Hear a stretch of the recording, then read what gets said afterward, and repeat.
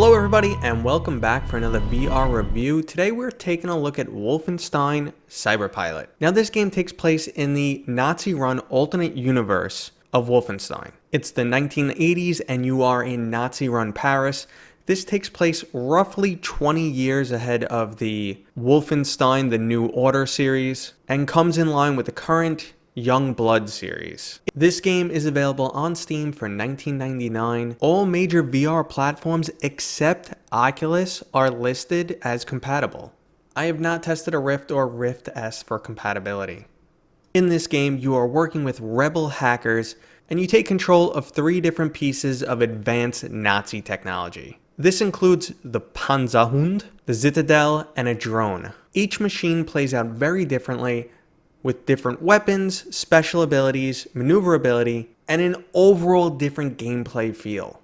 So I'm going to jump into the positive aspects of this game, and one of them, which is an immediate standout, is the overall graphics. The game looks great, and there's a huge perceptual change between each machine. So when you are flying around as a drone, you're much smaller, and you notice and feel that. And the opposite is present when you are the towering Citadel. Overall, the game is fun, the voice acting is great, but unfortunately, that's the only positive marks on this game. Now, by the end of the game, you do realize that they came up with a pretty cool story. However, it's not in the fashion of these over-the-top, amazing cutscenes that we've seen in the Wolfenstein series. It's also extremely short. You can beat this game in an hour to 90 minutes. There are only 4 total missions, and each mission is control a specific machine, and on the final mission you jump back and forth between all 3 different machines. Mechanically is where the game starts to suffer. There are some control decisions that are very questionable. Now that VR has been available for multiple years, we've become accustomed to certain controls. There is no smooth turning or head-based tracking locomotion available in this game. Your options are turning based on moving your right hand controller. This will move your cursor and ultimately your screen will follow that. I found that a bit disorienting, did not like the way it felt. Your alternative option is snap turning, which you can adjust to any level you want in 5-degree increments. Now that was nice, but ultimately I just wanted smooth turning.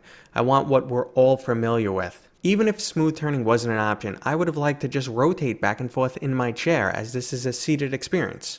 Unfortunately, it will not line you up based on the way your head is facing. Controls are pretty simplistic. You either have 1 or 2 different attacks, a knob you can slam every once in a while for a special power, and then there is the ability to repair. Now, unfortunately, I don't understand why they put the repair where it is, because I accidentally hit it constantly. I would leave my hands resting on the side of the chair, lined up with the repair key.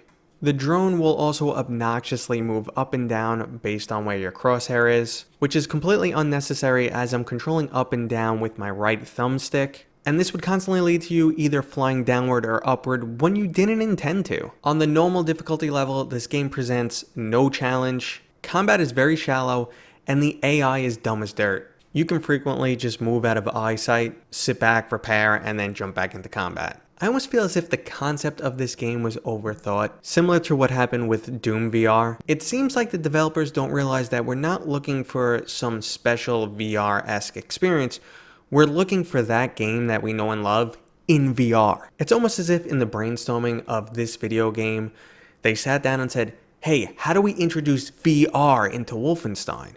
And someone said, oh, yes, let's hack into robots and you're remote controlling them, and that makes total sense in VR, which it does. But in the process of making that, you kind of lost the essence of the game and why we love it so much. Wolfenstein is extremely fast-paced, visceral, in your face with these over-the-top amazing cutscenes, great characters, curveballs, and unfortunately this game is lacking almost all of that. Piloting these machines looks amazing, but at the same time, you don't have that typical punch that you see in Wolfenstein. Overall, it's really disappointing, and this almost feels like a day 1 VR title. This is something we'd expect 3 years ago, not in the current generation of this software. I mean, we're actually seeing better products, longer products from indie developers. I would highly recommend you check out the Vertigo 2 demo over buying and playing through this game. Now maybe I'm being a little bit overly harsh on this game right now, but that's primarily because I had high expectations. The reboot of the Wolfenstein series has been amazing. It's definitely one of my favorite first-person shooters within the last 10 years, and I wanted that experience in VR.